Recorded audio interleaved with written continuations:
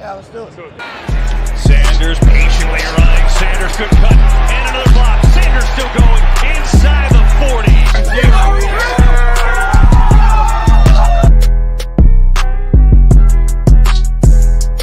NFC East champs. Divisional champs. NFC champs. And world champs.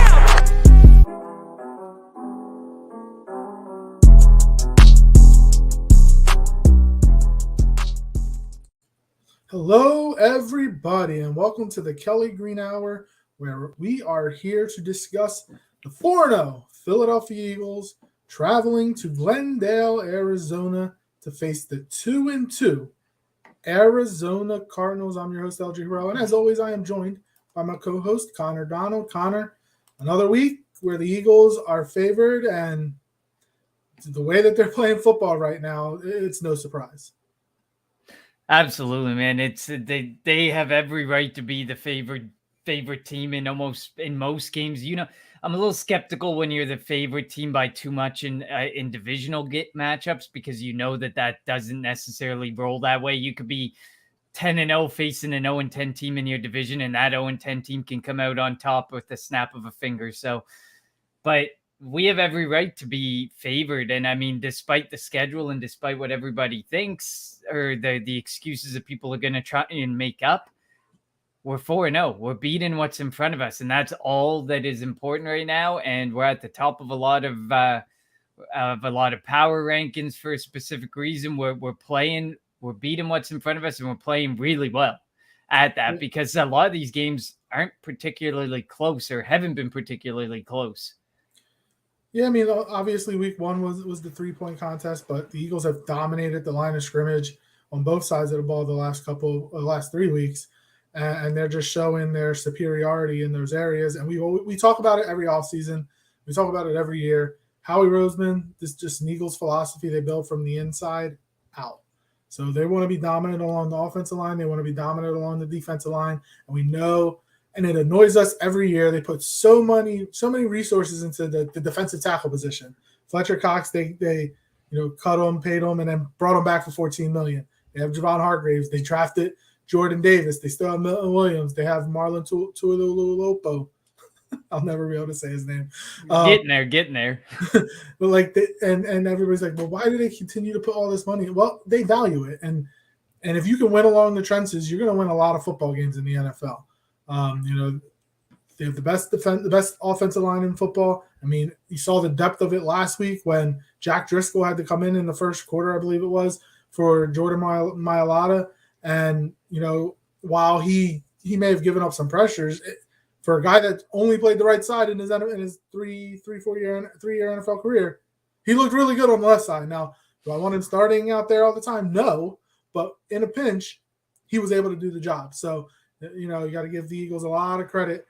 The front office, the scouting department, the coaching staff, give them a lot of credit for the way that they've been able to build this team. But before we continue, as always, follow us on Twitter at Kelly Green Hour. Follow Connor on Twitter at Connor10. Follow me on Twitter at LJHerrell54. Follow the Painted Lines on Twitter and YouTube at the Painted Lines, and follow Edge of Philly Sports on Twitter, Facebook, and YouTube at either Edge of Philly Sports or EOP Sports. And if you are live with us here on the stream, please comment on how you think the game's going to play out, your prediction, players to watch. If you have any questions for us, your thoughts on the Eagles through the first quarter of the season. They're obviously 4-0, first only undefeated team. Let us know your thoughts on the Philadelphia Eagles. All right, Connor, let's start with the Arizona Cardinals. Oh, first off, we know that the Eagles are the best second quarter team in football. I think, they're number one. The Cardinals, I think, are like 29th or 30th in first half scoring, but are second in second half scoring. This is where and the Eagles, we know that in the second half, weeks 2 and 3, they didn't really need to score, so they didn't. When they needed to score last week, they did. The Eagles don't. It's like they're more doing a ball control, want to just kill the clock in the second half type of team. This could be a game they can't do that, because Kyler Murray, he's a video game quarterback. That's the best way to describe him. There was all the talk when he got his contract that they put certain incentives into it that when they got out, it made him and the organization, I think, look bad. Putting study incentives and whatnot in his contract. But when he has to go out there and make a play, like against the Raiders on 4th down or on the 2-point conversion, he'll run around. Like he doesn't get tired. He's going to force defensive linemen and linebackers run after him, find a hole, score a touchdown, get the 2-point conversion. That hopefully it doesn't come down to that, but that could be a key difference in this game between the Eagles and the Cardinals.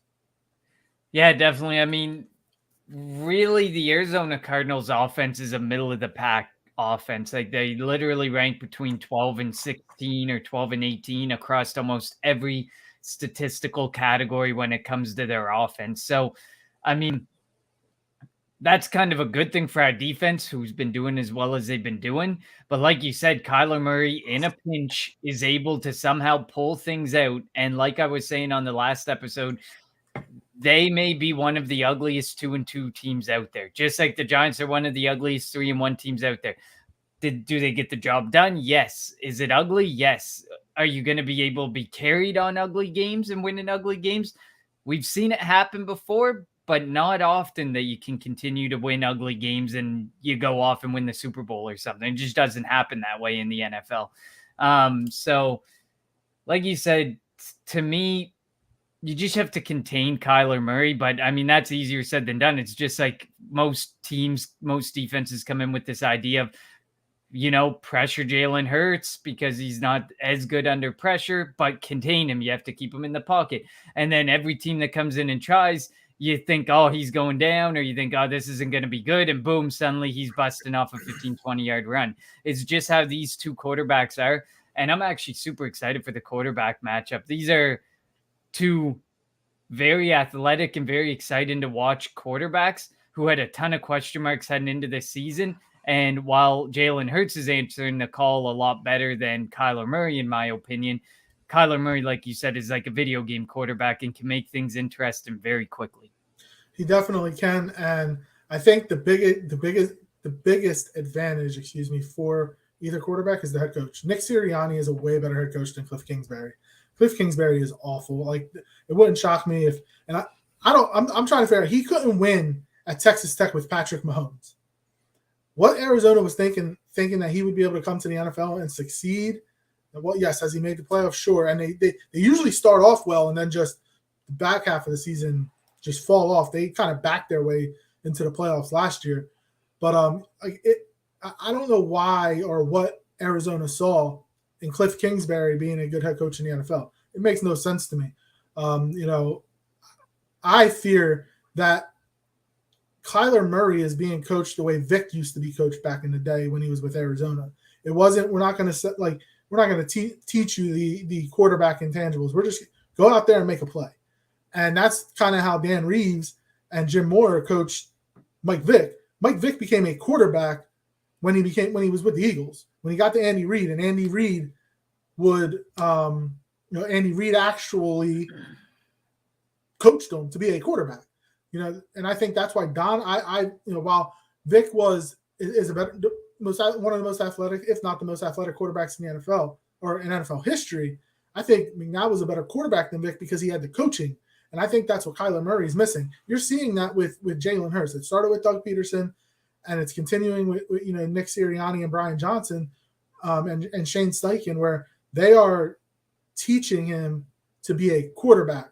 Look, we know he can run, and he's able to run, and he's successful running, but they don't want that to be his first option. And I think they're trying to coach that out of Hurts, but it's natural instinct for him right now. But we've seen it this year where I'm not going to count last week because it was just terrible weather, probably not able to hold on to football. You saw Trevor Lawrence, fumbled a couple times, but if he can continue to. If Hurts can continue to throw the football with accuracy, read the field, scan the field, and hit his open receivers, you're going to see you will continue to see the progression of him as a quarterback and not as an athletic player playing quarterback. Yeah, you can definitely tell that they've changed the way they've changed but not changed the way. You see a lot of talk about, the RPO and the read offense that they play. And But that's just what Jalen Hurts is good at. But what I like this year is he's not taking the option as often. He's either handing the ball off or he's trying to make the play through the air. But you don't see him take off as frequently as you have in prior seasons. So while the offense kind of lends well to him being able to take off, I find he's making a lot better decisions to kind of stay in the pocket, trust the offensive line, trust the weapons that he has, because these are weapons that are way better than what he had last year. Just with A.J. Brown in it alone, like, not to say that Devontae Smith wasn't good last year. It's just you were always throwing up contested catches with him last season, because that's the types of routes you made him run, and that's the type of positions you put him in. Dallas Goedert wasn't able. He did a lot, but he wasn't able to do as much. Like, there's so much more that they're doing. Miles Sanders, even look at it. Look at last week alone. This was a team. We were expecting to go into that game, and Miles Sanders was not going to have that. I expected him not to have that great of a game, because I thought that front seven was going to be able to keep the Russian attack of us contained and force us to the air in the bad weather and make us make mistakes. But we were I was definitely wrong in assuming that, because Miles Sanders had a massive game. But I think that also lends its hand to the fact that the offense can go to the air. They showed that they could go to the air last week as well. While they didn't have to go as often, they've shown that you always have to be on your toes. Somebody always has to be watching Jalen Hurts. Somebody always has to be prepared to watch that running back and what they might do. And then you have to remember A.J. Brown, Devontae Smith, Dallas Goedert, even Zach Pascal when he's out on the field. You have to account for pretty much everybody that's out there, because they're going to do something, or they can make you pay if you're not paying attention to them. And I think that's what makes us so difficult to defend on any given night. Is like, I know there was an article written by Ben Solak, and it was talking about how the RPO offense is a college, more of a college type play.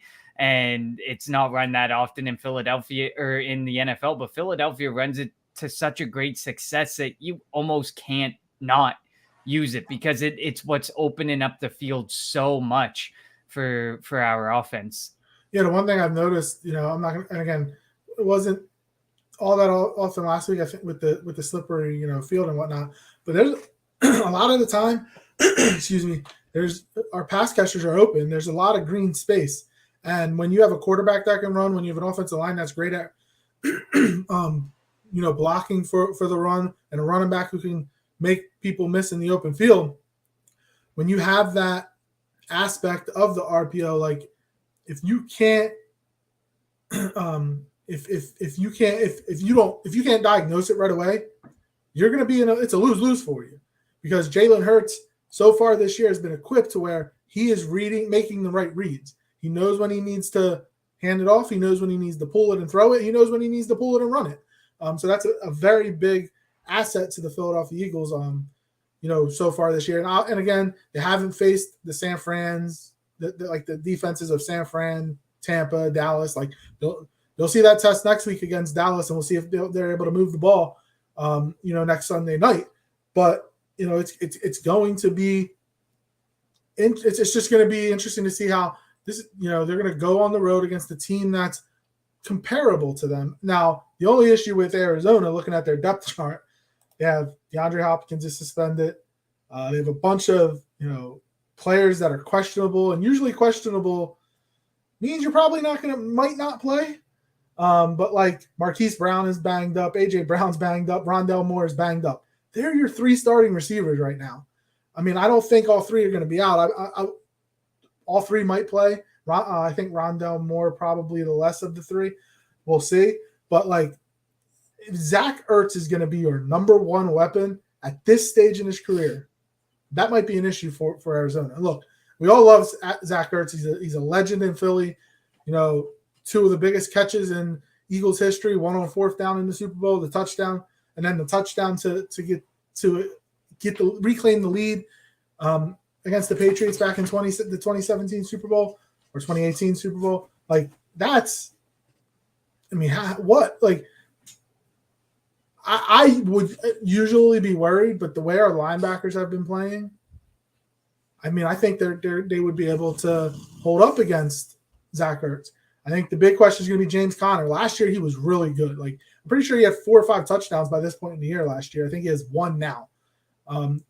We'll see if the Arizona Cardinals try to run the ball to keep the Eagles offense off the field.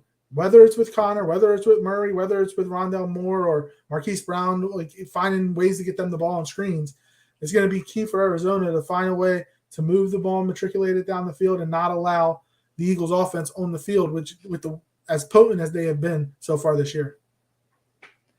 Yeah, absolutely. And you kind of alluded to the injuries. They're definitely in a mess while the majority of the wide receivers practiced in a limited capacity today, which likely means that they're going to be in the lineup.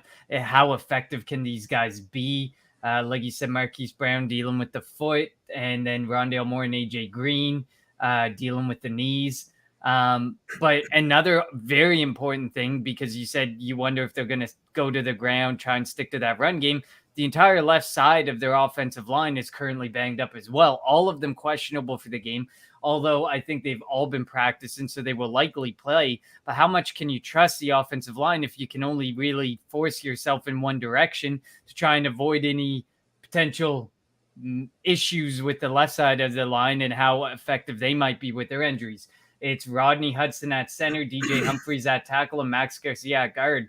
All of them questionable for this week. And that's the middle and the left side of the offensive line that's in trouble. So while I don't want to sit here and make excuses for the Arizona Cardinals, it's definitely plays into the Philadelphia Eagles' favor that all these issues be coming up. And James Conner's banged up, although he's not on the injury reports this week. He was hurt, I think, a week or two ago in a game and had to leave that game. So, and we know James Conner's injury history as well. Can you really ride James Conner? And Rondale Moore hasn't been the world's most effective player as a receiver or as a running back, whatever they try and use him in whatever capacity. So it's overall just really a middle of the road offense that is really, really hurt by the fact that they are banged up very badly on almost up and down on the offensive side of the football.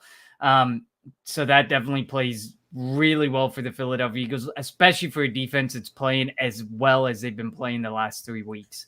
And again, I'm going to talk about Gannon when you talk about the Eagles defense. I don't want him to change it up. Like, keep doing what you've been doing the last couple of weeks. You know, playing pressure, playing man, blitzing when you need to. Hassan Reddick, again, the Eagles have another, defensive player of the week. That's 3 consecutive weeks that they've had a defensive player of the week. Darius Slay, then Brandon Graham, and now Hassan Reddick. He had 2 sacks, 2 strip sacks, he had 2 strip sacks, and I think he recovered 1 or 2 fumbles. Definitely 1, I think, too. But just the way that the defensive line has been playing, it's been crazy. And you don't want to have a banged up offensive line against the Eagles defensive line right now. They have 16 sacks already. We talked about this on Tuesday, and with the 16 sacks, they're already more than halfway to how many sacks they had last year, I think. So they're already well on their way to breaking that pace. And I mean, you talked about how they're on pace for like 70 sacks. That won't happen, but if they can continue to get to the quarterback and affect the quarterback, whether it's by throws, forcing him to throw it early, forcing him to throw it late, high, whatever it is, it's a win for the Eagles defense. Yeah, and I mean, you alluded to it. Like, even if we're not getting the sacks, we have the 3rd highest pressure percentage on dropbacks against quarterbacks. It's the 49ers, it's the Cowboys, then it's us. 32.2% of the time we're forcing pressure. So that's definitely what you have to do. But the thing with Kyler Murray, you have to keep him contained within that pressure and make sure that he doesn't get out of that pocket. Make sure you always have a sure thing spy. Like, this is a game.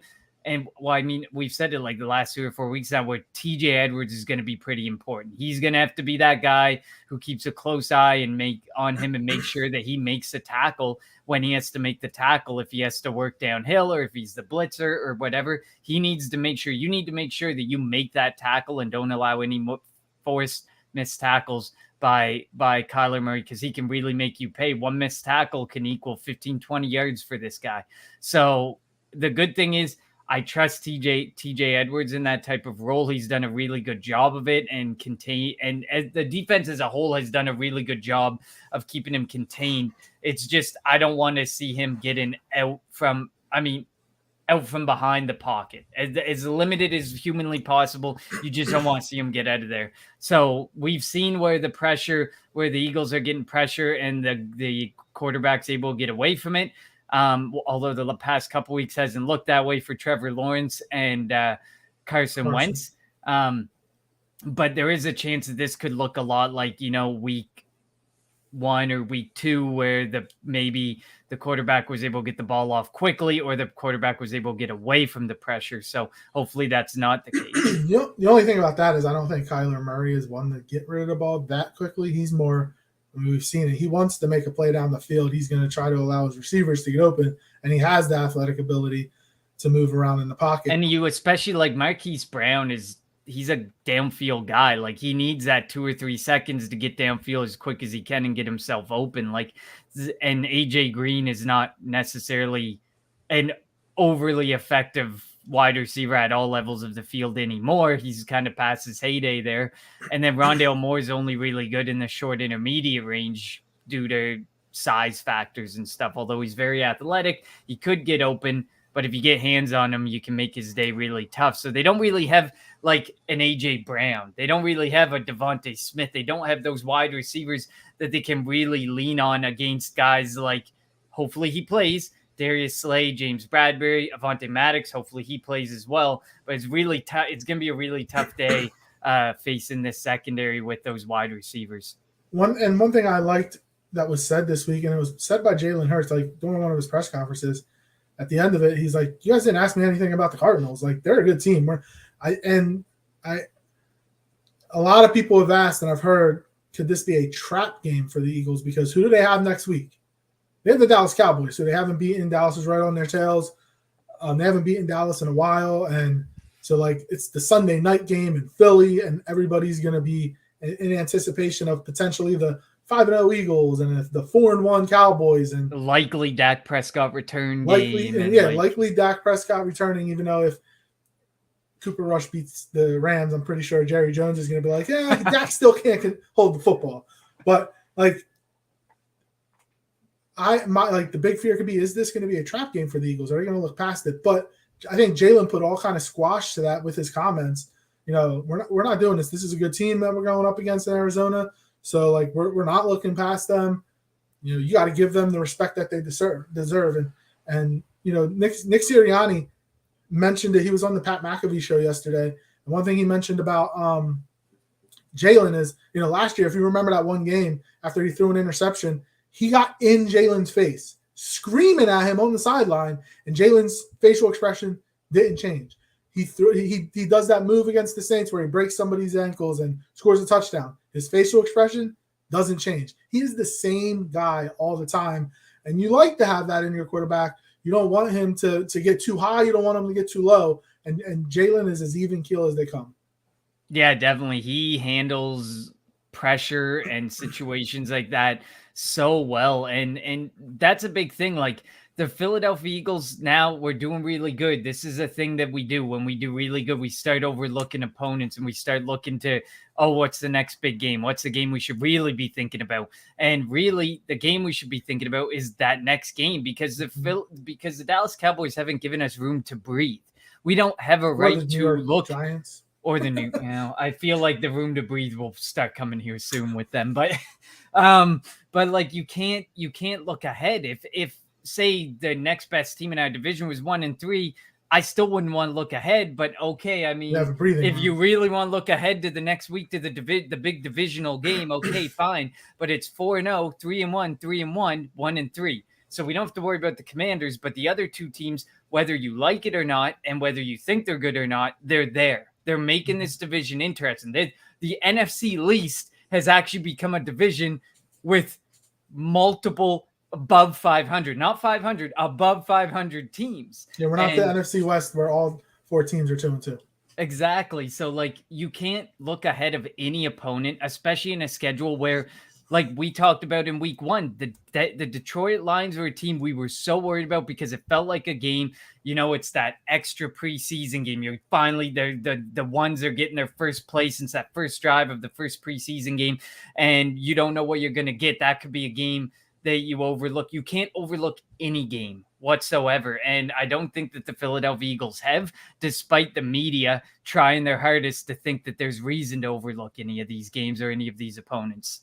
Yeah, and what does Nick Saban say? Rat poison, and kind of what Jalen Hurts epitomizes. He doesn't allow that to affect him. Let's move over to the Arizona defense, led by J.J. Watt. Obviously, he's questionable as well. Like, looking at their defense, J.J. Watt, Rashard Lawrence, Zaven Collins, Nick Vigil, Trayvon Mullen. They're looking like this is just a really injured team right now, a banged up team. And the Eagles are going to have to find J.J. Watt, even at the age he is now, still batting passes down. Again, Jalen Hurts is going to have to try to throw the ball over him. So it's going to definitely be an interesting matchup. And if Jordan Mailata does not play, is it going to be Dillard? Is it going to be Driscoll at left tackle? How does that affect, while Watt usually plays on the left side of the defensive line, maybe he'll flip to the right side to go up against the lesser experienced guy, the guy that's not as good as Jordan Mailata. Yeah, I mean, this defense, this whole team is banged up, and it's so difficult to tell what type of defense you're going to get from them. One thing that is for certain, and it was something that Shane Haff shared on Twitter earlier today, this team loves to blitz. I think they are number one or number two. I think they're number two in the NFL in blitz percentage. Let me look. Yes. So the Giants are first, 45.3%. The Arizona Cardinals second, 42.2%. They're blitzing so much. And this is something like the Detroit Lions actually blitz a significant amount. We saw them earlier in the season. And that was a game where we had some concerns about the way that Jalen Hurts played. Since then, we haven't really played a team that blitzed the way the Detroit Lions did. When we were watching that Detroit Lions game, some of the negative things that we had to talk about was when the blitz was coming, you could tell under duress he had to bail out of the pocket or he had to move, and the decision making becomes a little more spotty. And where's he gonna go? So this could be something to really look at. I mean, it's not necessarily something that you can sit there and say, oh, don't worry, he's going to be good. I don't necessarily believe I'm prepared to overlook the fact that they blitz so much. The bonus is they only have forced a hurry on 12% of dropbacks and a quarterback knockdown on 10.8%, and they only have 4 sacks. So the good thing is, while they're blitzing a lot, they're not effectively blitzing. So that could be a bonus. And with the offensive line that we have, hopefully they're able to pick up those blitzes. Hopefully they're able to keep the pressure away from Jalen Hurts long enough for him to make that right decision. And obviously they've likely game planned for this. The RPO is likely going to be very prevalent to read. Do you see a linebacker who's going to be coming in or not? Make the quick pass, or do you want to make the handoff? Like, you read off the cues in the RPO, you read off the cues of one of the off-ball linebackers and what are they doing. So it'll definitely be interesting to see what happens here. But that's the only thing that struck me as somewhat concerning. We played the team that blitzes the third most in the NFL, and Jalen Hurts, while he had a good night, showed some crinkles to his game that we haven't really seen in any of the other weeks so far this season. One of the guys I like on the Arizona defense, one guy that I would have loved the Eagles to get a couple years back, but they weren't drafting high, Isaiah Simmons. I think a matchup between him and Dallas Goedert, him and the running backs out the backfield, could be a very intriguing matchup. He could potentially be the spy for Jalen Hurts. Like, Isaiah Simmons was kind of did that at Clemson when they went up against Alabama in the couple of national championship games. So that I think will be interesting, because Isaiah Simmons is a very athletic linebacker, safety. They can do whatever they want with him. Put him at end and he can rush. He can do a bunch of different things to affect the opposing offense. Yeah, I mean, they use Isaiah Simmons as a defensive back. How many linebackers can say they're used in that type of capacity? At college he played a safety, I'm pretty sure. At Clemson he was a safety. I think he played a mix, but he's like it's crazy to think like you will have a safety come down and play corner or a safety come down and play linebacker, but how often do you have a linebacker move back out to play cornerback and play that type of role? Like you said, it's going to be really interesting to see what they do with him, because there's so many different things you could do with Isaiah Simmons, and Zaven Collins is a decent linebacker as well, a decently athletic linebacker as well. So like they got a couple really good athletes in the middle of the field that they can do some things with that may make things a little bit more difficult on Jalen Hurts, that may make things a little more difficult in the middle of the field, where the Philadelphia Eagles have had so much success this season. Because of AJ Brown, because of their running attack, because of the use of the RPO, they're forcing defenses to be spread kind of thin. But these are two really athletic linebackers who could potentially be, kryptonite like matchups for Jalen Hurts. And we also I'll thought be that last interested to week. see that. We also thought that against Devin Lloyd. I find it a Allen. bit different though, because like these guys are athletic in a way, I found the Jaguars, I was more worried that they were going to be dangerous coming at Jalen Hurts, whereas I think Zaven Collins and Isaiah Simmons can be more patient. They don't have to go at Jalen Hurts unless it's a blitz or a situation like that. I don't think they have to go at him. They can be patient. They can work the middle of the field. They can try and make him make tougher decisions. Whereas the reason I was so nervous about the Jaguars, Devin Lloyd is very athletic, but he's not necessarily the greatest in coverage. But I was more worried about what they could do getting after the quarterback, and they kind of proved us wrong because they didn't really get after the quarterback all that much. Yeah. But I feel like these linebackers play a bit different than the linebackers in Jacksonville. So I want to looking at the Arizona secondary. Buda Baker's really good. Byron Murphy and Marco Wilson are the starting corners. I don't know if they're gonna. You can't single cover AJ Brown with this group. I don't think so. This is where I don't know. Again, you can use an Isaiah Simmons to maybe shadow over there, or Buda Baker. It'd be an interesting cat and mouse game between Nick Sirianni, Shane Steichen, and the wide receivers for the Eagles against this secondary. Again, Buda Baker really good, probably one of the top 5-ish safeties in the league. But beyond that, bunch of, I think, question marks for Arizona, and the Eagles have to be able to find a way to take advantage of that. Yeah, definitely. I mean, we have way too many weapons to be pigeonholed against this defense. I think that we can definitely take advantage of this. And while they may blitz a lot, and that probably is one of my biggest concerns, is how we'll end up dealing with the blitz. You should be able to make some of these guys pay. Like you said, the safeties are good, but the safeties probably, like as we've seen in prior weeks, the safeties kind of have to play off. They maybe can't play as comfortably as they want to against the Philadelphia Eagles, because you just never know. Quez Watkins could burst out and you're one-on-one with a safety, and you're going to make that safety pay. If Quez Watkins is running down the field, AJ Brown, you got to make that tackle, but he can force missed tackles like crazy. He's like a running back playing wide receiver, like they've said a million times over.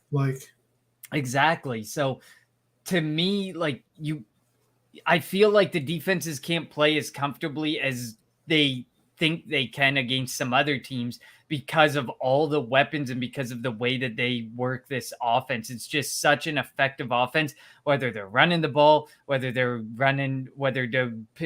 choosing between an RPO, running the ball, passing the ball, or optioning, or whether they are just straight up passing the football. You just can't play comfortably. You can't play right up on them. You can't. How a defensive coordinator must have to plan for this is probably one of the toughest weeks for a defensive coordinator. It's kind of like planning for Patrick Mahomes. Yeah. Like those types of situations. Patrick Mahomes, you can't plan for anything. Yeah, you plan for Patrick Mahomes, but he's, like they said last week a bunch, he's a magician. You can't plan for the things that he suddenly just pulls out of his ass. Like you just can't. And that's kind of, for Philadelphia, it's you just don't know what they're going to pull out. But it's not about necessarily one person. It's about who's going to be the guy that they go after, who's going to be the guy that gets open on this play, who's the guy that they're going to scheme open on this play. And I want to talk about special teams quickly, only because we know the Eagles have poor special teams, and their best special teams player is Jake Elliott, and he might not play this week. He's questionable. Didn't really practice at all. They signed Cameron Dicker, the kicker. Went to Texas and was with the Rams and the Ravens, I believe. And also like Arizona doesn't have Matt Prater. He's usually one of the better kickers. They have Matt Amendola.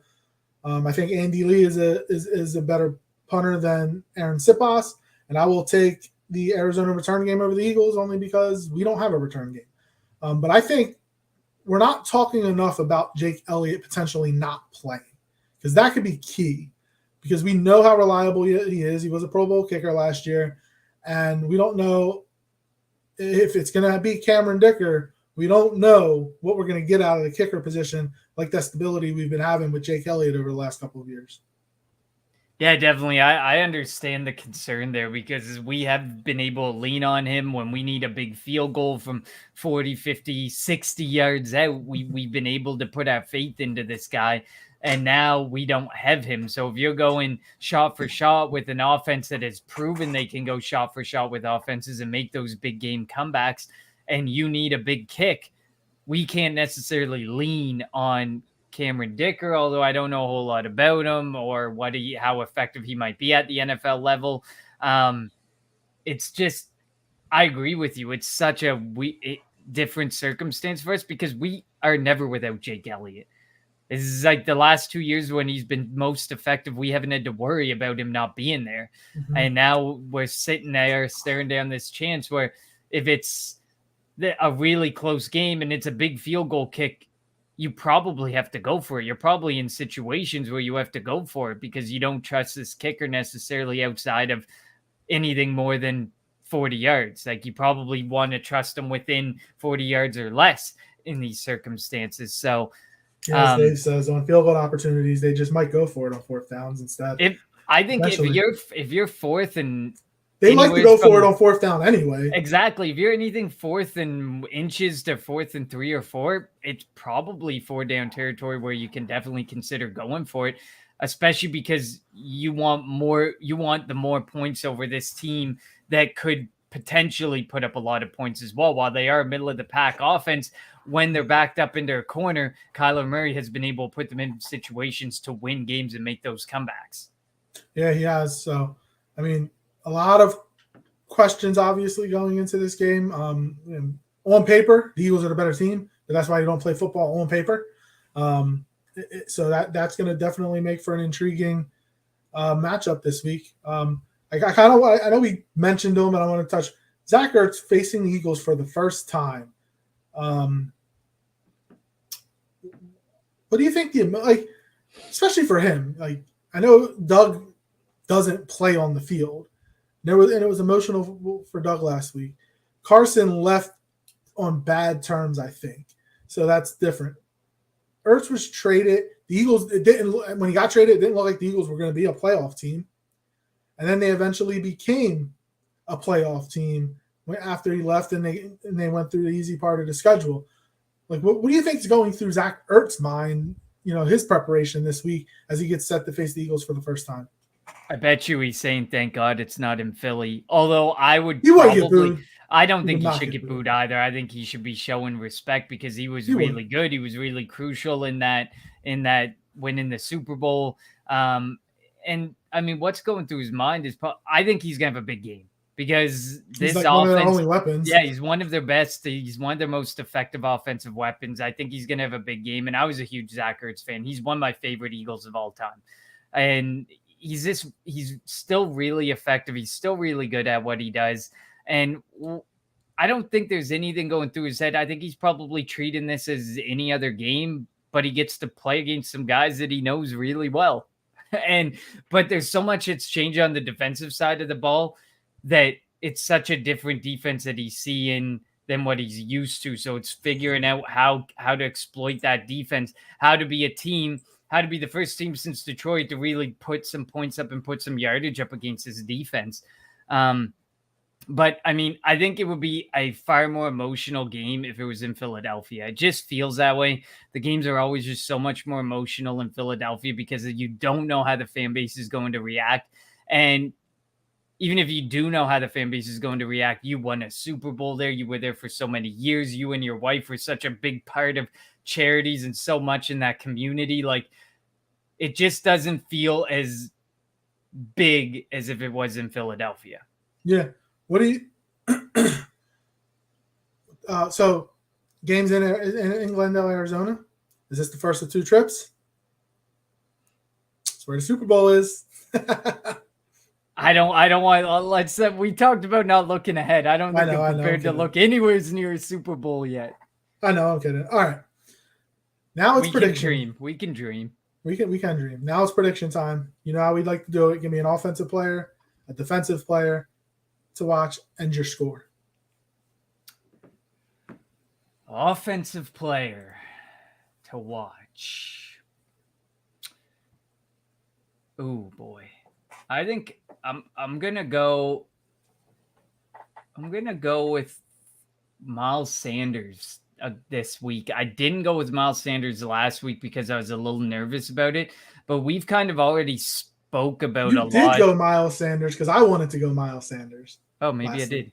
Okay, well, well, this week again, because you kind of talked about, like, it's not a bad secondary. It's not a great secondary. You have those athletes and the linebackers in the middle of the field who are probably going to be having a very busy day, not necessarily as much focused on the run as maybe focused on containing the middle of the field. A.J. Brown crossing in, Dallas Goedert crossing in, any of those weapons. So I think this is a game where, I mean, you have to take advantage of a aggressive team. This is, call it what it is. They're a really aggressive defense. They blitz a lot, and you might be able to take advantage of that through the legs of Jalen Hurts and Miles Sanders. So I definitely think, like, Miles Sanders, if it's an RPO, if they're reading the plays, reading the defense right, there's a chance to really take advantage and get some big plays going up against a really hyper aggressive defense. So Miles Sanders for me. Defensive side of the ball, I think I had him last week too, was TJ Edwards. I'm going to stick with TJ Edwards again this week because I think it's going to be important to, like we said earlier in the episode, I think it's all vitally important to contain Kyler Murray. And I think that he's going to be one of those people who's tasked with ensuring, because Kaiser White seems to be one that goes back in coverage a little more than TJ Edwards. TJ Edwards is more the guy watching for the run, working his way downhill, the blitz and linebacker. So I feel like he's a guy who's going to be more responsible for spying Kyler Murray, containing Kyler Murray, making sure that if Kyler Murray gets out, he's going after him and he's making those tackles. I think it's going to be very important for him. While it's always important for that front four to get home, I feel like at this point they're doing it, and they're doing it pretty effectively. And to pick them as a key people to watch against this banged up defensive line or offensive line, I just think would be almost a sham for me to go with any of those guys, because I'm hoping that they can get home, and they've been getting home and they've been doing a really good job of it. So hopefully they continue to be effective this week. Prediction. I want to pick that it's going to be a high scoring game, but this defense has proven the last 3 weeks that, because I've picked a couple of the past matchups as higher scoring matchups, but I can't trust that our defense, which I like it because it's a good thing to issue to have. I can't trust that they're going to give up the points I want to say Arizona's going to score. But I feel like this is a circumstance where if we get ahead, Arizona is the type of team that can really push and can really make plays and can really start to score, even though the defense is trying their hardest and doesn't want to give up the points. They feel like a team that can back you up against a wall, get to that red zone pretty quickly, make some big plays, and get some scores. I'm going 31 to 24 for the Eagles. Okay. So on the offensive side of the football, I'm going to go with whoever's left tackle. Don't know if Mailata is going to play, and I don't know I don't think Dillard's going to be ready, even though they opened up his practice window, so they have 3 weeks to activate him. and it could be Driscoll. But whoever's playing left tackle for the Eagles, he's going to be key.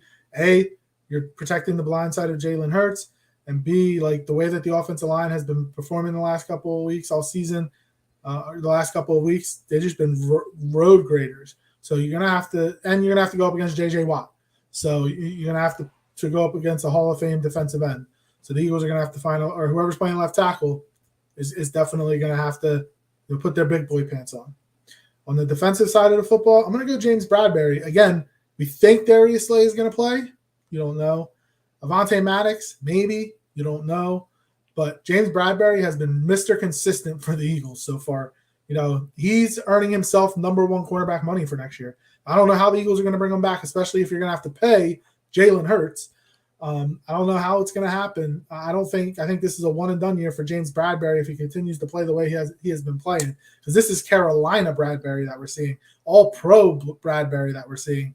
He's just doing an outstanding job for the Eagles. So, you know, and you don't even hear his name much, which that's is a good thing. Good. It is a good thing. Like, he's not being targeted. They're not looking his way as often. And which is weird when you have Slay on the other side. Yeah, it's been really weird because every time they go Slay's direction, he's the one breaking up plays. He's the one causing interceptions. He's the one making big plays. So why not test James Bradberry more? He must be doing something right over on the other side of the field. Yeah, and we know that the Arizona receiving corps is banged up.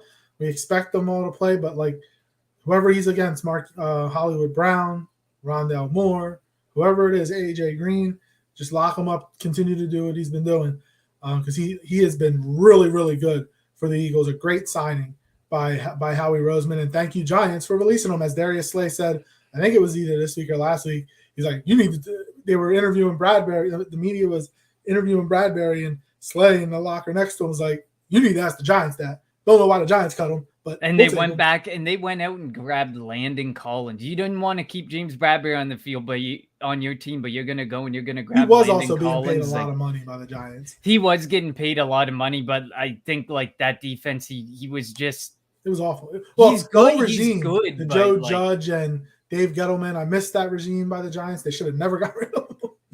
But no. So my final score, I'm going to go 27-17 Eagles. I don't know. Look, we know that the Cardinals are a second-half team. I just don't know if they're going to have enough firepower. And the Eagles, I think, are going to score enough in the first half to where they won't really need to put the pedal to the metal in the second half and come away with a win. So I got 27-17 Eagles. I like it. I think this is going to be a good game. While I kind of gave the prediction of 31-24, and it sounds like a blowout, I feel like it could be closer for large chunks of the game than what my score depicts. So I think that's going to be a really good game, and it's definitely a game that some people want to overlook, but it is definitely not a game you want to overlook. This is a team that I think I saw they have one fourth quarter comeback and 2 game-winning drives. So this is a team that can make you pay if you overlook them or if you allow them to have. If you start playing that, that defense where that prevent defense, this is a team that's going to make you pay. So you got to stay up and be aggressive for the entirety of the game and make Kyler Murray's day in the office a tough one. Mm-hmm. You have to keep him contained and make him work from the pocket. And you see those big hands come up. If you contain Kyler Murray, make him work from the pocket, Jordan Davis, Fletcher Cox, Javon Hargrave, man, they're going to get bad at balls all day, every day. So it's just about keeping them contained. Huge. And as I mentioned, on paper, the Eagles are a better team. If the Cardinals are in it in the fourth quarter, that's when you definitely get worried. Because we know that the Cardinals are a second-half team. And, weird things can happen in the second half if you're allowing a team that's the underdog to stay in it. Absolutely. I think Angel Cruz here meant to say what's up. So what's up, Angel? Unless he was saying what their statement we made, and he says go Eagles. So of course go Eagles, Angel. Thank you for stopping by. Yeah. Well, so we will be back next Tuesday with our reaction to the Eagles Cardinals game. Hopefully it's another Victory Tuesday, Victory Green Hour, where the Eagles improve to 5-0, and we get a real Dallas week. It'll feel like a Dallas week next week, I think. I think the Rams beat Dallas, but who knows, the way that the Rams have been playing. 5-0 and 3-2 is not that big of a gap. It's gonna feel like a big week because if this, we could look back if we lose to Dallas and that division becomes really close. We could probably end up looking back and pinpointing that game as that we needed to have this game. So it's going to feel like a really big Dallas week. Yeah. And there's nothing better than Dallas weeks. Arizona's debuting their black helmets with black jerseys this week. So it'll be they think it's going to be a funeral. I think they're dressing for their own funeral. Hopefully. I always say that like that close to the end of the year when the Eagles always wear all black and whoever they're playing, I'm like, it's usually a team that they're battling with a playoff. And I'm like, oh, one of these teams, go into their own funeral. Thank you, everybody, for listening to the Kelly Green Hour as we end. Be ready on Sunday, 4:25 kickoff on Fox, the Philadelphia, 4:25 Eastern time. I know it'd be 5:25 for you, Connor. Yeah. The Philadelphia Eagles, 5-0 or 4-0. Ooh, I got ahead of myself. 4-0 Philadelphia Eagles and the 2-2 Arizona Cardinals. For Connor, I'm LJ. Thank you for listening to the Kelly Green Hour. Fly, Eagles, fly. You want Philly? Yeah, let's do it. Sanders patiently running. Sanders good cut and another block. Sanders still going inside the 40.